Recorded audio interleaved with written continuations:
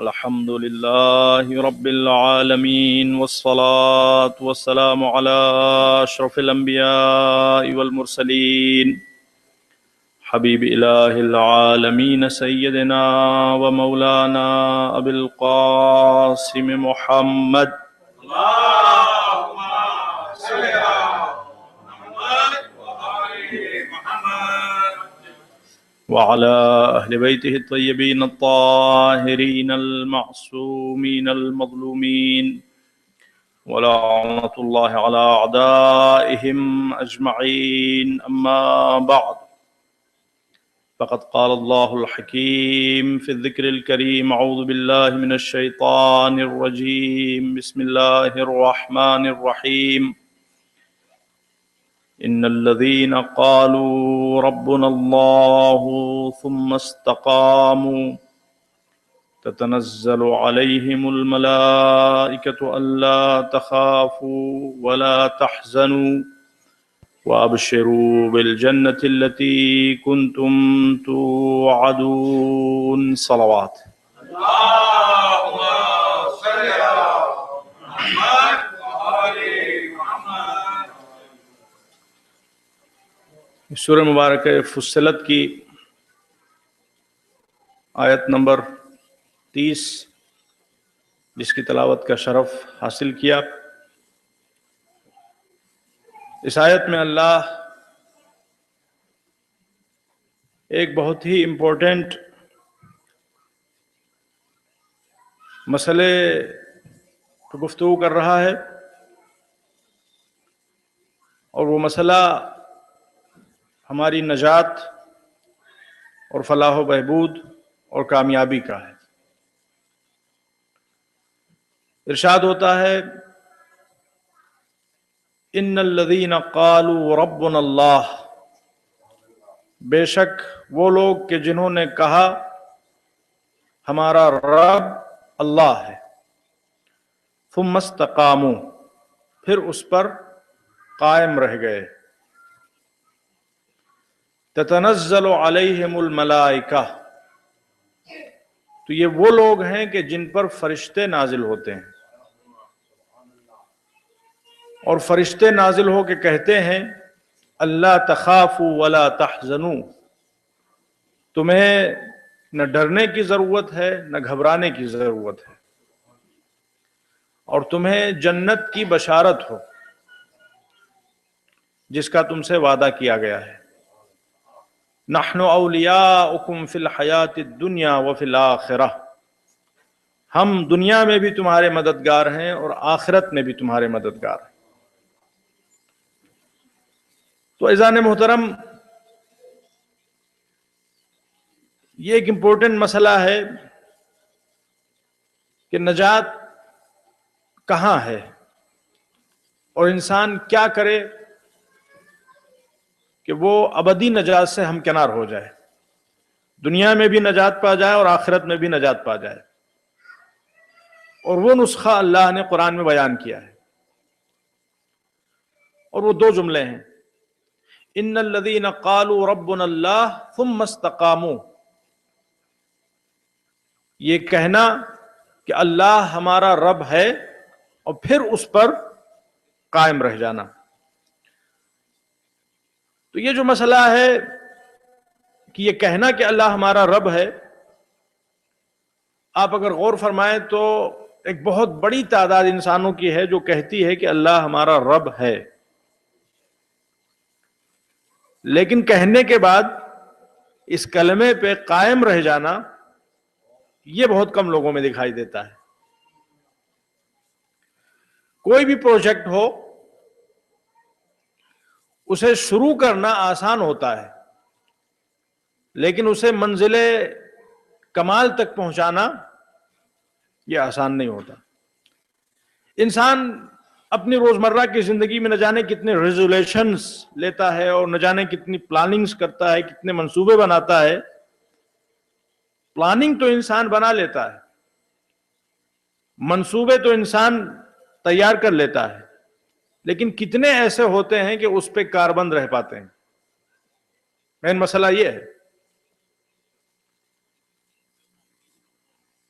نہ جانے کتنے لوگ ہیں کہ جو ارادہ کرتے ہیں کہ وہ کبھی نماز صبح قضا نہیں کریں گے،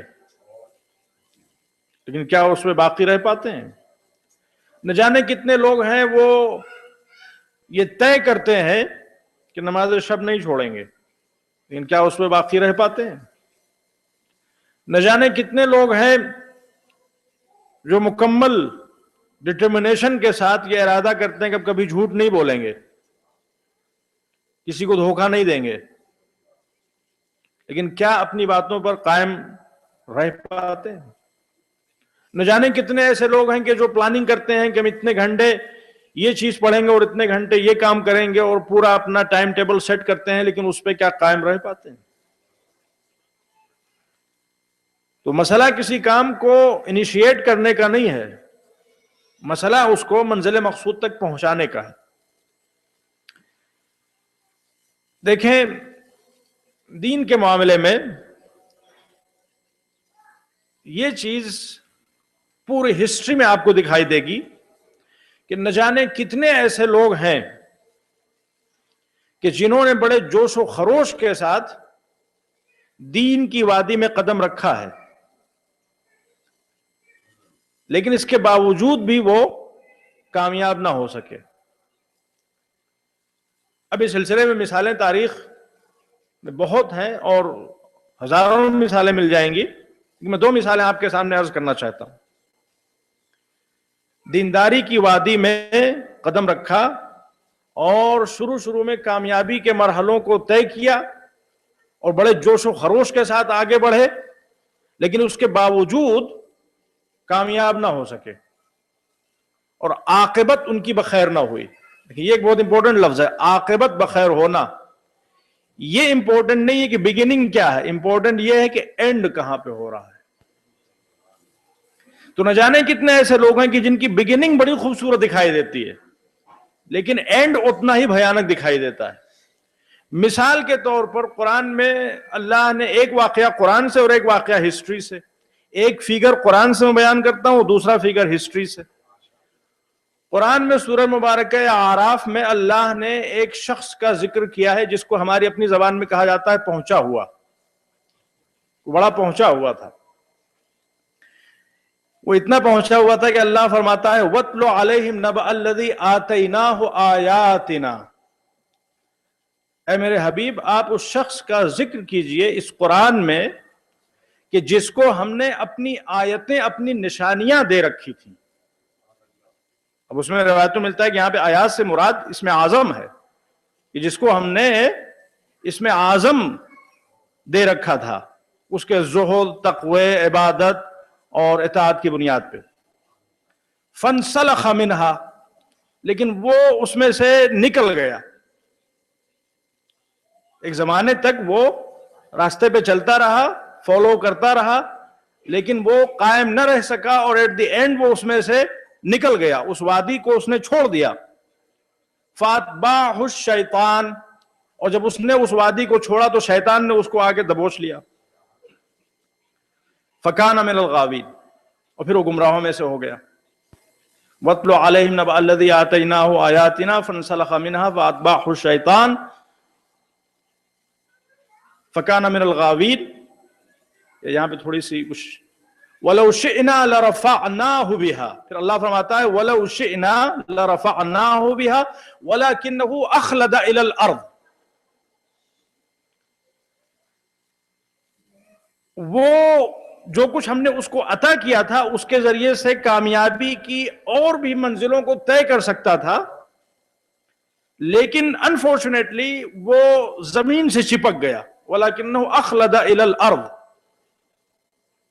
فَمَثَلُهُ كَمَثَلِ الْكَلْبِ، تو اب اس کی مثال، اس عابد کی مثال، اس زاہد کی مثال، اس پارسا کی مثال، اس خدا رسیدہ کی مثال، اس پہنچے ہوئے انسان کی مثال کیا ہے؟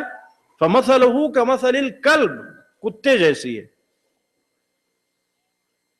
تو اب آپ غور فرمائیے، اور جب آپ روایتوں کو دیکھیں گے اس آیت سے ریلیٹڈ تو اس میں ایک نام دکھائی دے گا آپ کو، بلعام باعورہ۔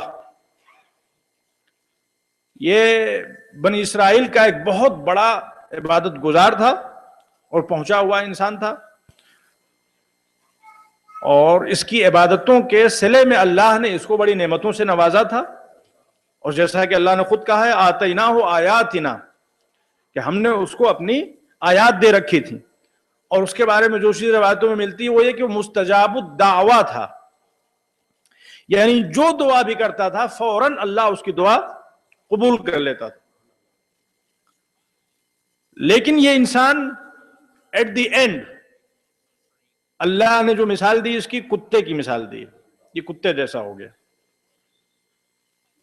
تو دیندار بہت بڑا تھا، لیکن جب دنیا پرستی کے چکر میں الجھ گیا تو اپنا دین بھی کھو بیٹھا، اور اپنی تمام کریڈیبلٹی بھی کھو بیٹھا، اور اپنے تمام میرٹس بھی کھو بیٹھا.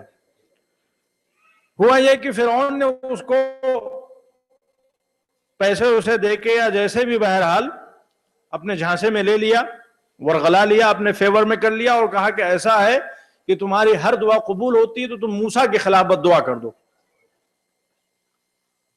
تو اب بد دعا کرنے کے لیے ایک خاص جگہ پہ جایا کرتا تھا، پہاڑ پہ، اور وہاں پہنچ کے جب دعا کرتا تھا تو اس کی دعا رد نہیں ہوتی. تو بد دعا کرنے کے لیے اپنے گدھے پہ بیٹھ کے چلا اس پہاڑ کی طرف.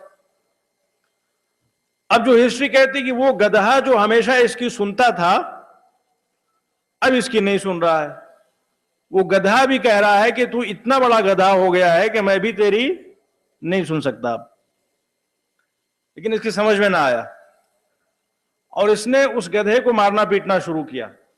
اور ہسٹری میں ملتا ہے کہ اتنا مارا، اتنا مر گیا، وہ مر گیا مگر آگے نہ بڑھا. اور یہ سب اللہ کی طرف سے وارننگ تھی کہ سمجھ. اور حضرت موسیٰ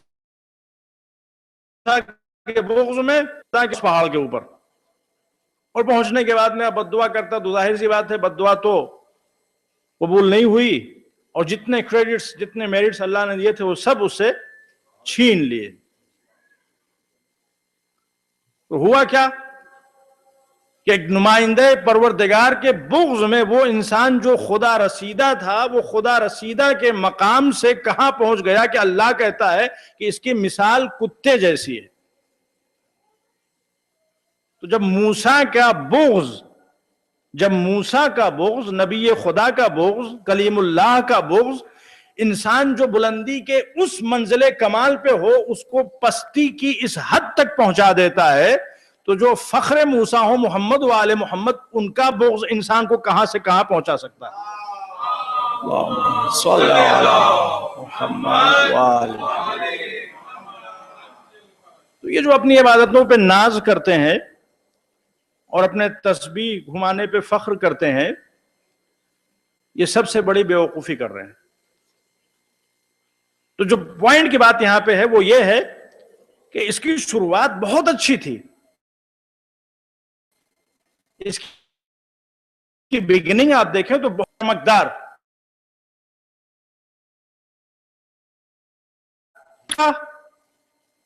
اتنا ہی افسوسناک. اور دوسری مثال ہسٹری سے جو مثال دی جا سکتی ہے، اس سلسلے میں بہت سی مثالیں، میں ایک نام لوں گا، زبیر. یہ جو زبیر تھے جن کے بارے میں ہم لوگ بات کرتے ہیں وہ بڑی آسانی سے کہہ دیتے ہیں زبیر طلحہ زبیر، بچے کی زبان پہ ہوتا ہے. یہ کوئی ایسا معمولی انسان نہیں تھا، یہ بہت مرتبے والے انسان تھے، بڑی شان والے انسان تھے. یہ وہ تھے کہ رسول اللہ صلی اللہ علیہ وآلہ وسلم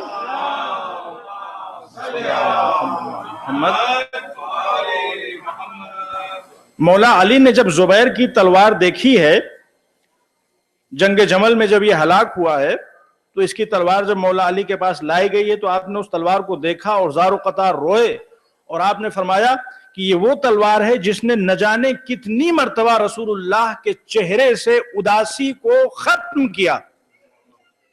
رسول اللہ کے چہرے پہ مسکراہٹ لائی یہ تلوار، رسول اللہ کے چہرے پہ اطمینان لائی یہ تلوار. یہ مولا علی کے الفاظ ہیں. طالما جل الکرب عن وجہ رسول اللہ، یہ ایگزیکٹ الفاظ ہیں. نہ جانے کتنی مرتبہ اس تلوار نے رسول اللہ کو سکون بخشا. بہت بڑے شہسوار، بہت بڑے بہادر، اور رسول اللہ کے رشتہ دار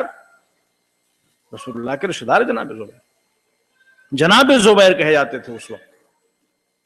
مولا علی کے بھی رشتہ دار، خاندان کے رشتہ دار.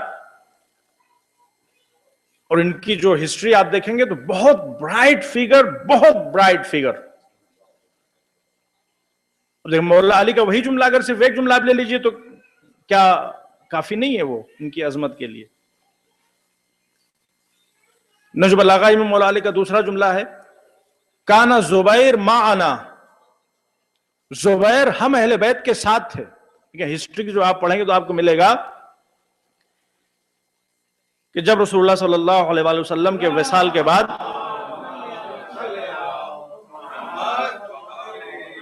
انتقال کے بعد مسلم امت میں دھما چوکڑی مچی تھی خلافت کے مسئلے کو لے کے، اور پورا اتھل پتھل کا ماحول بن گیا تھا، تو سب بہک گئے تھے.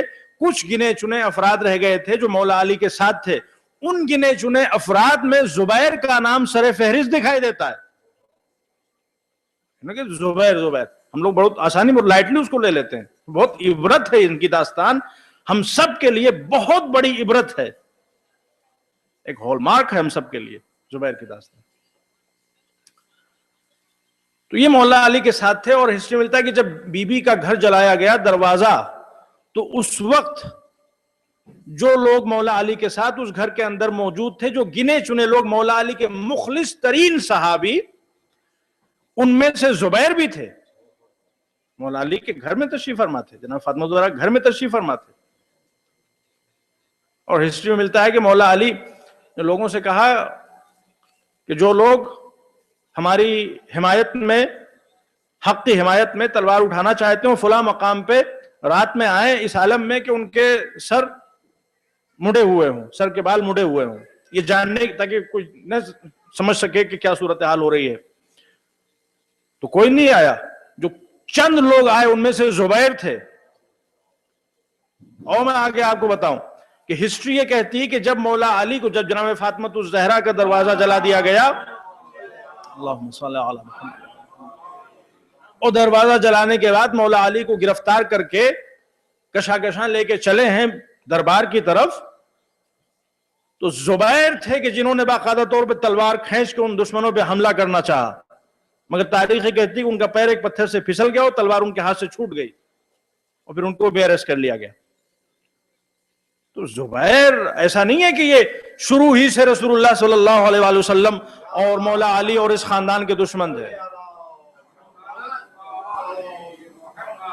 یہ بہت زبردست سپورٹرز میں سے تھے، اور اس وقت سپورٹرز تھے مولا علی کے جب کوئی سپورٹ کرنے والا نہیں، کچھ گنے چنے لوگ تھے. لیکن ان کا اینڈ کیا ہوا؟ جنگ جمل میں مولا علی کے مقابلے میں کھڑے ہوئے دکھائی دیتے ہیں، اور یہی کافی ہے ان کی بدعاقبتی کے لیے. اور ہسٹری یہ کہتی کہ جب مولا علی کے سامنے ان کی تلوار لائی گئی تو آپ نے جب اس تلوار کو دیکھا تو آپ نے یہ بھی فرمایا، القاتل والمقتول کلاہما فی النار، زبیر بھی جہنمی اور جس نے زبیر کو قتل کیا ہے وہ بھی جہنمی. اس لیے کہ زبیر کو جس نے قتل کیا ہے، ظاہر سی بات ہے وہ زبیر ہی کے لشکر میں سے ایک شخص تھا جس نے ان کو قتل کیا. تو بہرحال زبیر ان لوگوں میں سے ہیں کہ جنہوں نے فتنے کی آگ بھڑکائی، اور جنگ جمل کے جو لیڈرز ہیں ان میں سے ایک زبیر ہے. تو ایک طرف زبیر کی یہ حمایت کہ رسول اللہ صلی اللہ علیہ وآلہ وسلم کی وفات کے بعد جب پوری دنیا، سارے مسلمان اہل بیت کو چھوڑ دیتے ہیں، مولا علی کا ساتھ چھوڑ دیتے ہیں، زبیر ساتھ دینے کے لیے تیار ہیں، تلوار کھینچ کے سامنے کھڑے ہو جاتے ہیں، مولا علی کے گھر میں نظر آتے ہیں، ہر قدم پہ مولا علی کی حمایت کرتے ہوئے نظر آتے ہیں. اور دوسری طرف یہی زبیر 25 سال کے بعد مولا علی کے مقابلے میں ہزاروں کا لشکر لیے ہوئے کھڑے دکھائی دیتے ہیں. یہ ہوا کیا؟ یہ وہ پوائنٹ ہے جس پہ ہم سب کو مسلسل غور کرتے رہنا چاہیے. کبھی کبھی ہوتا کیا ہے کہ ہم لوگ بہت پراؤڈ ہو جاتے ہیں کہ ہم مسلمان ہیں، ہم مومن ہیں، ہم شیعہ ہیں، اب ہماری جنت یقینی ہے، اب ہم گمراہ نہیں ہو سکتے، اب ہم بہک نہیں سکتے. یہ بہت خطرناک پوائنٹ ہے، یہ بہت سلپری فیلڈ ہے. یہاں پہ انسان کو بہت ہوشیار رہنا چاہیے. اور 2 مثالیں ہم نے بیان کی ہیں. بلعم باعورہ کی مثال اتنا پہنچا ہوا تھا کہ اللہ نے اس کو اپنی آیتیں دے رکھی تھی. زبیر اتنے پہنچے ہوئے تھے کہ مولا علی کے ساتھ دکھائی دیتے ہیں مشکل ترین اوقات میں، لیکن اس کے باوجود بھی گمراہ ہو گئے، اس کے باوجود بھی عاقبت بخیر نہ ہو سکے. تو یہ ہے کیا چیز؟ ہم کیا کریں آخر کہ ہم اس طرح کے ٹرینچز میں اور اس طرح کے ڈچز میں نہ گریں اور ان خطروں کا شکار نہ ہوں، ان بدعاقبتوں سے سبق سیکھ کے اپنے آپ کو ہم سنوار سکیں. ہم کیا کریں؟ لیکن اس کا نسخہ وہ کون سا رزق ہے، وہ کون سا نسخہ ہے، وہ کون سی دوا ہے، وہ کون سا ٹیکہ ہے جو ہمیں امیون کر سکتا ہے گمراہی سے، جو ہمیں محفوظ رکھ سکتا ہے ہلاکت سے. یہ پوائنٹ ہے جس پہ ہم سب کو غور کرتے رہنا چاہیے. تو اگر آپ اس کو دینی اعتبار سے سوچیں تو ایک لفظ میں اس کو بیان کیا جا سکتا ہے اور اس کا نام ہے عبودیت. عبودیت، اللہ کا عبد بن جانا، اللہ کا عبد بن جانا، یعنی اپنے کے سامنے سرنڈر کر دینا، مکمل طور پر سرنڈر کر دینا. اور اللہ کے سامنے سرنڈر کر دینے کا مطلب یہ ہے کہ اللہ کے نمائندوں کے سامنے بھی اپنے آپ کو سرنڈر کر دینا. اب آپ فگرز ہم نے دی، ان کی گمراہی کا جو سب سے بڑا راز ہے وہ یہی ہے کہ وہ نبی خدا کے مقابلے میں آیا بلعم باعورہ، اور یہ ولی خدا کے مقابلے میں آیا. تو اللہ کو تو یہ مانتے تھے، اور حقیقت میں جو گمراہوں کا سردار ہے جسے شیطان رجیم کہا جاتا ہے، جہاں سے گمراہی کی شروعات ہوتی ہے، اس کی زندگی خود ہم سب کے لیے بہت بڑی سبق کی زندگی ہے، عبرت کی زندگی ہے. وہ کوئی معمولی نہیں تھا. شیطان کان یخطب الملائکہ، وہ فرشتوں کو لیکچر دیا کرتا تھا، فرشتوں کو درس بندگی سکھایا کرتا تھا. وہ جنوں میں سے تھا مگر اتنا قابل تھا، اتنا ہوشیار تھا اور اتنا زیادہ انٹینس اللہ کا ورشپر تھا کہ اس کو اتنا اپ گریڈ کر دیا گیا تھا کہ وہ باقاعدہ طور پہ فرشتوں کو درس بندگی سکھایا کرتا تھا. لیکن اس کے باوجود وہ گمراہ ہو گیا نبی خدا، ولی خدا اور نمائندہ پروردگار کے مقابلے میں آنے سے. تو یہ وہ پوائنٹ ہے کہ جس پہ ہمیشہ ہر وقت ہم کو مد نظر رکھنا چاہیے اور اس پہ غور کرتے رہنا چاہیے کہ اللہ سے جڑے رہنے کا صحیح مفہوم یہ ہے کہ جو اللہ والے ہیں ان سے بھی ہم وابستہ رہیں، اور ہر قدم پہ ہم اپنے آپ کو اللہ کا بندہ سمجھتے رہیں، کبھی بھی اپنے آپ کو اللہ یا اللہ سے بھی اوپر نہ سمجھنے لگیں. ایسا ہو جاتا ہے. جو اللہ والے ہیں ان کی اطاعت کو اپنا شرف سمجھیں، ان کے مقابلے میں آنے کی کوشش نہ کریں. تو یہ وہ رزق ہے کہ جتنا زیادہ ہم اس سے اپنے آپ کو سرشار کریں گے اتنا زیادہ ہم مضبوط ہوتے جائیں گے، اتنا زیادہ ہم امیون ہوتے جائیں گے. اور اس کی مثالیں جناب سلمان ہیں، جناب ابو ذر ہیں، جناب مقداد ہیں. یہ لوگ سب بہت بڑے مرتبے پر تھے مگر ان کے اندر ایروگنس نہیں دکھائی دے گا، ان کے اندر تکبر نہیں دکھائی دے گا، ان کے اندر انانیت نہیں دکھائی دے گی. جتنا زیادہ ان کا مرتبہ بلند ہوتا جاتا ہے اتنا زیادہ ان کے اندر خضوع و خشوع اور تواضع آتا جاتا ہے. اور یہ دلیل ہے کہ یہ انسان اپنے آپ کو ہر وقت اللہ کا بندہ سمجھ رہا ہے، مسلسل اپنے آپ کو کمزور سمجھ رہا ہے اور مسلسل اللہ سے مدد مانگ رہا ہے. لیکن جو آیت ہم نے پڑھی اس میں کیا، ان الذین قالوا ربنا اللہ ثم استقاموا، صرف یہ کہہ دینا کہ اللہ ہمارا رب ہے یہ کافی نہیں ہے. یہ کہنا اور یہ کہنے کے بعد اس پہ ڈٹے رہنا، اس پہ جمے رہنا. دیکھیے ماشاءاللہ سے کتنے مسلمان ہیں اس دنیا میں، کتنے ہیں جو مومن ہیں مگر وہ کتنی مرتبہ سینٹر آتے ہیں، کتنی مرتبہ وہ اللہ کو یاد کرتے ہیں، کتنی مرتبہ شب جمعہ آتی ہے گزر جاتی ہے، روز جمعہ آتا ہے گزر جاتا ہے، نہ ان کو دین کی خبر ہے، نہ عاقبت کی فکر ہے، نہ آخرت کے سلسلے میں کچھ سوچتے ہیں، نہ بچوں کی تربیت پہ کوئی توجہ دیتے ہیں. تو ان کے ہاں ایمان تو بظاہر ہے لیکن استقامت نہیں ہے. تو دو چیزیں، ایمان پلس استقامت، ڈٹرمنیشن، اس پہ جمے رہنا اور مسلسل اللہ کو یاد کرتے رہنا، محمد وآل محمد علیہ الصلوۃ والسلام سے وابستہ رہنا. اللہم صلی علی محمد.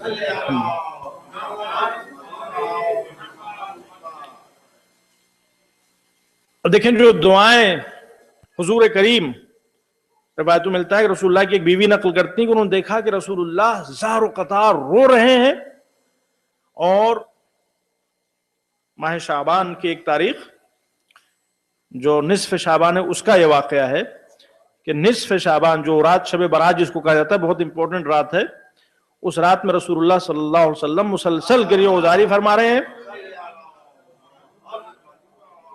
اور تڑپ تڑپ کے کہہ رہے ہیں الہی لا تکلنی الی نفسی طرفۃ عین، خدایا ایک لمحے کے لیے بھی مجھ کو میرے حال پہ نہ چھوڑنا. یہ ایک دعا ہے جو انسان کو ہمیشہ کرتے رہنا چاہیے، زبان سے بھی کرتے رہنا چاہیے اور عمل سے بھی، اپنے تھاٹس اور اپنے آئیڈیاز سے بھی اس دعا کو میچ کرتے رہنا چاہیے. الہی لا تکلنی الی نفسی طرفۃ عین ابدا، خدایا ایک لمحے کے لیے بھی ہم کو ہمارے حال پہ نہ چھوڑنا. تو نے ہم کو ہمارے حال پہ چھوڑا کہ ہم برباد ہوئے. تو وہ رسول اللہ کی زوجہ کہتے ہیں کہ یا اللہ کے رسول، آپ دین و دنیا کے بادشاہ، نبیوں کے نبی، تاجدار رسالت، اور آپ اس طرح سے گڑ گڑا رہے ہیں اور دعا کر رہے ہیں الہی لا تکلنی الی نفسی طرفۃ عین. تو فرمایا کہ ہمارے بھائی یونس ایک لمحے کے لیے طرفۃ عین، ایک پلک جھپکنے بھر اللہ نے ان کو ان کے حال پہ چھوڑ دیا. تو جو ہوا وہ ہوا، اس کا تذکرہ ہم کر چکے ہیں مرتبہ تفصیل کے ساتھ، جناب یونس کا واقعہ.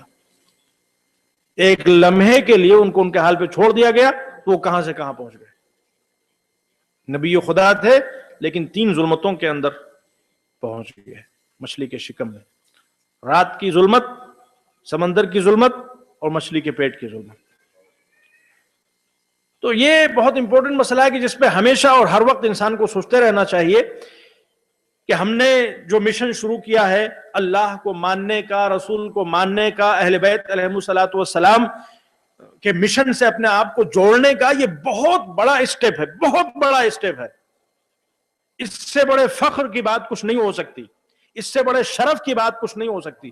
اور فخر اور شرف کو اگر آپ سمجھنا چاہیں تو یہی کافی ہے کہ دنیا فخر یہ کرتی ہے کہ وہ فرشتہ صفت بن جائے، لیکن اگر انسان ایمان لے آئے اور ایمان لانے کے بعد اس پر استقامت کا مظاہرہ کرے، یعنی جو مشن شروع کیا ہے، جو ٹاسک اس نے شروع کیا ہے اس کو کنٹینیو کر سکے، تو اللہ فرماتا ہے کہ تمہیں فرشتوں کے پاس جانے کی ضرورت نہیں، وہ فرشتے خود تم پہ نازل ہوں گے اور وہ خود کہیں گے کہ ہم تمہارے دوست ہیں، دنیا میں بھی دوست ہیں، آخرت میں بھی دوست ہیں، اور ہم تمہیں بشارت دیتے ہیں، نہ تمہیں ڈرنے کی ضرورت ہے، نہ خوف کھانے کی ضرورت ہے، نہ گھبرانے کی ضرورت ہے، اور تمہیں جنت کی بشارت.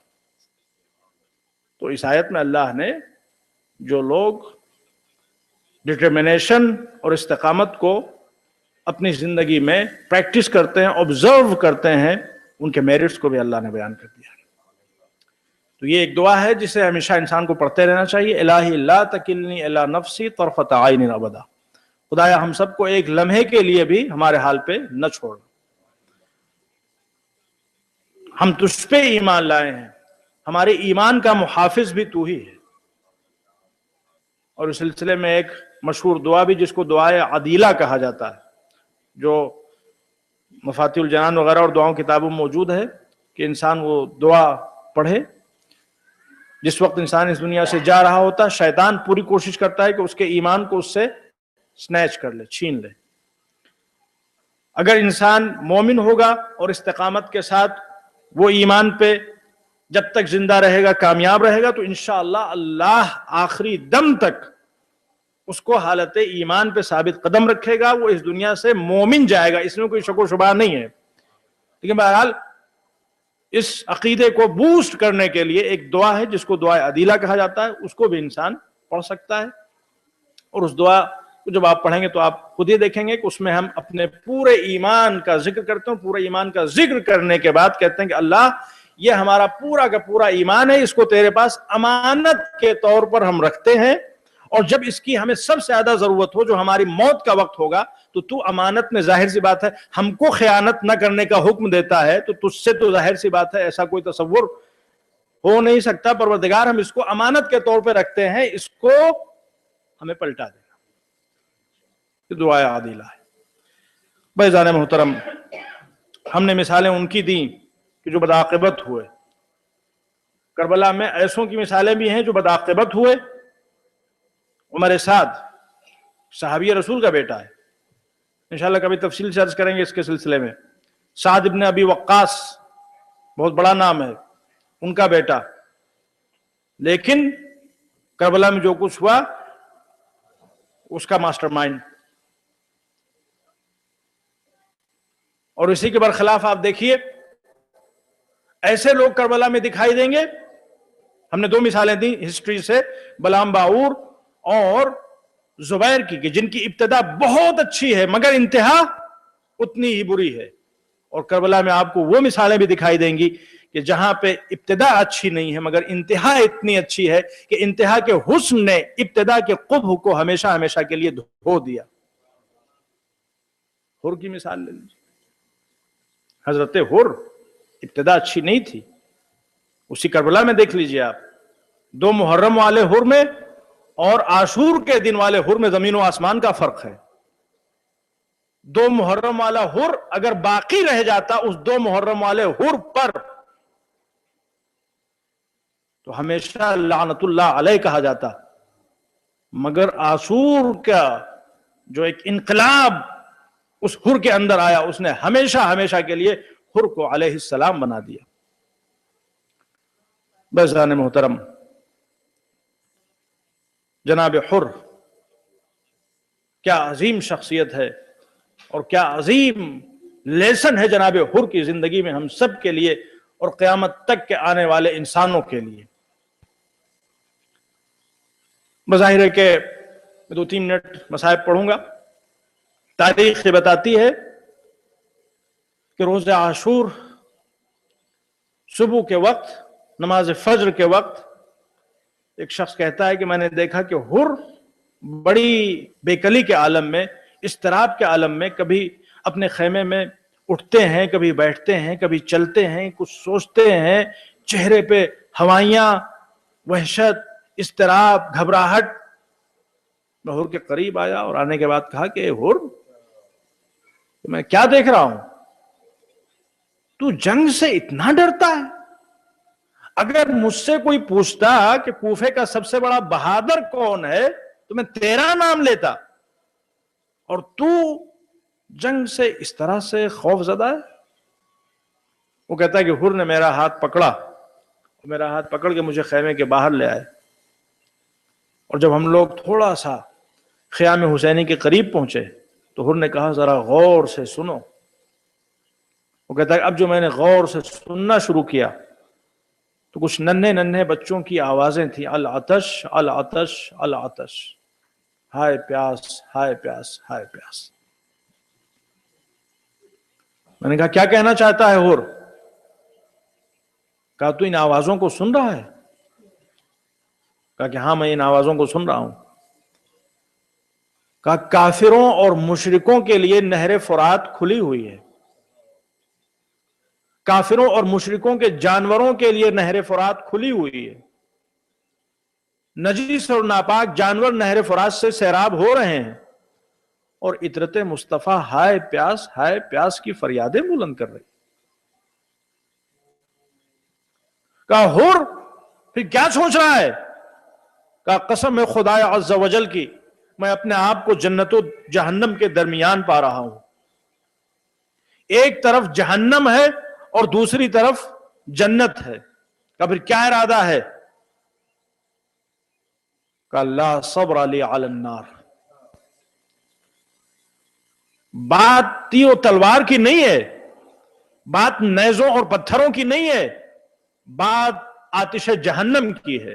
لا صبر علی النار، میں آتش جہنم پہ صبر نہیں کر سکتا، آتش جہنم کو برداشت کرنے کی طاقت نہیں رکھتا۔ اور پھر تھوڑی دیر کے بعد دیکھنے والوں نے دیکھا کہ حر چلا خیام حسینی کی طرف، جو جنت کا شہزادہ تھا اس کی طرف چلا، اور اپنے ساتھ اپنے بیٹے کو بھی لے کے چلا، اپنے بھائی کو بھی لے کے چلا، اور غلام کو بھی لے کے چلا۔ یہ چھوٹا سا قافلہ امام حسین کی طرف بڑھا، یہ نجات کا قافلہ، یہ سعادت کا قافلہ، یہ خوش عاقبتی کا قافلہ، قیامت تک کے انسانوں کے لیے درس عبرت کا قافلہ آگے بڑھا۔ امام حسین علیہ السلام کے قریب آیا۔ اب یہاں پہ مختلف روایتیں ہیں۔ ایک روایت کے مطابق امام عالی مقام مصروف مناجات تھے صحرائے کربلا میں کہ حر نے اپنے آپ کو امام کے قدموں میں ڈال دیا۔ امام عالی مقام کو جب محسوس ہوا کہ پیروں پہ کوئی پڑا ہوا ہے تو آپ جھکے، اور جھک کے آپ نے بازوؤں کو پکڑ کے اٹھایا، تو چہرے پہ نقاب، ہاتھ بندھے ہوئے، کہا تو کون ہے اور تو نے چہرے پہ نقاب کیوں ڈال رکھی ہے؟ کہا میں جو کچھ آپ کے ساتھ ہو رہا ہے اپنے آپ کو اس کا سب سے بڑا مجرم سمجھتا ہوں، میں حر ہوں، میری آنکھیں اس قابل نہیں ہیں کہ آپ کی آنکھوں سے میں آنکھیں ملا سکوں، اور یہ ہاتھ جنہوں نے آپ کے لجام فرس میں ہاتھ ڈالا تھا اس قابل نہیں ہے کہ یہ آپ کی بارگاہ میں کھلے رہ سکیں۔ یبن رسول اللہ حل لی توبہ، جرم اتنا سنگین تھا کہ حر کو بھی اگرچہ جانتا تھا کہ کریم ابن کریم ہے، لیکن جرم کی سنگینی کی وجہ سے مطمئن نہیں تھا کہ اس کی توبہ قبول ہوگی یا توبہ قبول نہ ہو۔ کہا حل لی توبہ، فرزند رسول کیا میری توبہ بھی قبول ہو سکتی ہے؟ دیکھیں حسین نے کیا جواب دیا۔ مولا نے یہ نہیں کہا کہ ہاں تیری توبہ قبول ہو گئی، یہ بھی کہہ سکتے تھے مولا، یہ بھی کہہ سکتے تھے کہ توبہ قبول نہیں ہوئی، اختیار مولا کو تھا۔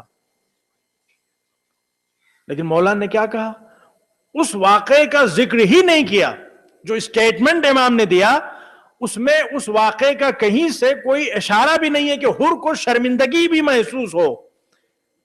مولا نے اس کو پکڑ کے اٹھایا، کلیجے سے لگایا اور فرمایا انت حر فی الدنیا والآخرہ، تو دنیا میں بھی آزاد ہے اور آخرت میں بھی آزاد ہے۔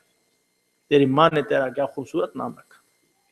یہ اہل بیت علیہ السلام اس طرح سے نوازتے ہیں اپنے مخالفین کو، اپنے دشمنوں کو، اگر ان کے اندر تواضع پائی جاتی ہو، ان کے اندر حق کو قبول کرنے کا جذبہ پایا جاتا ہو۔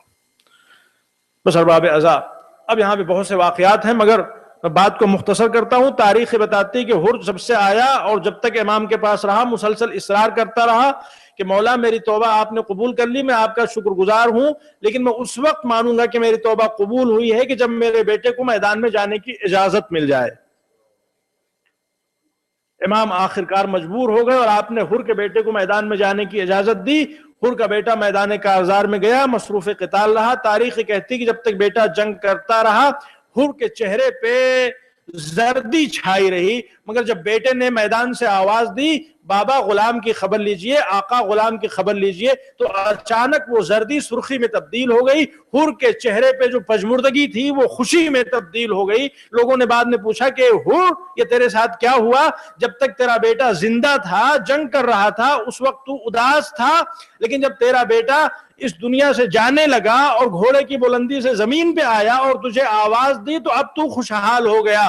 تو حر نے کہا کہ میرا بیٹا آفٹر آل بیٹا تھا، جوان تھا، جب تک وہ لڑ رہا تھا مجھے خوف یہ تھا کہ کہیں تیروں کی، تلواروں کی، نیزوں اور برچھیوں کی تاب نہ لا کے ایک مرتبہ پھر حق کو چھوڑ کر باطل کی طرف چلا جائے، لہٰذا میں پریشان تھا، لیکن جب گھوڑے کی بلندی سے زمین پہ آیا تو مجھے یقین ہو گیا کہ میرا بیٹا اب ہمیشہ ہمیشہ کے لیے کامیاب ہو گیا ہے، اب اس کی نجات پکی ہو گئی ہے۔ بس ارباب عزا، تاریخ کہتی ہے کہ حر بہت بڑا شہسوار تھا، بڑی تیزی کے ساتھ ساتھ برق رفتاری کے ساتھ گھوڑا دوڑا کے اپنے بیٹے کے سرانے پہنچنا چاہتا ہے، مگر جب وہاں پہنچتا ہے تو کیا دیکھتا ہے کہ فاطمہ کا لال پہلے سے حر کے بیٹے کے سرانے بیٹھا ہوا ہے اور سر کو اپنی آغوش میں لیے ہوئے ہے، گرد و غبار کو صاف کر رہا ہے، تسلی و تشفی دے رہا ہے۔ تھوڑی دیر کے بعد چشم فلک نے وہ منظر دیکھا کہ حر کا بیٹا ہمیشہ ہمیشہ کے لیے خلد آشیاں ہو گیا۔ بس ارباب ازا حر آگے بڑھتا ہے اور آگے بڑھنے کے بعد اپنے بیٹے کی میت کو اٹھانا چاہتا ہے۔ بس جیسے ہی حر آگے بڑھتا ہے، مولا نے اپنے ہاتھ سے حر کے سینے پہ مارا اور حر کو پیچھے کی طرف دھکا دیا۔ اے حر، ارے کہیں ضعیف باپ بھی جوان بیٹے کی میت اٹھایا کرتے ہیں؟ جی چاہتا ہے دست ادب جوڑوں۔ مولا آپ نے بجا فرمایا، لیکن ابھی تھوڑی دیر کے بعد اسی مقتل سے آواز آئے گی، یا بتا علیک من السلام۔ مولا اس وقت کون ہوگا جو آپ کی نصرت و امداد کو آئے؟ آپ ہوں گے اکبر کی میت کو کلیجے سے لگائے ہوئے، خیمے کی طرف لانے کی کوشش کر رہے ہوں گے، بار بار اٹھاتے ہوں گے، مگر ضعیفی جواب دے دیتی ہوگی، طاقت جواب دے دیتی ہوگی۔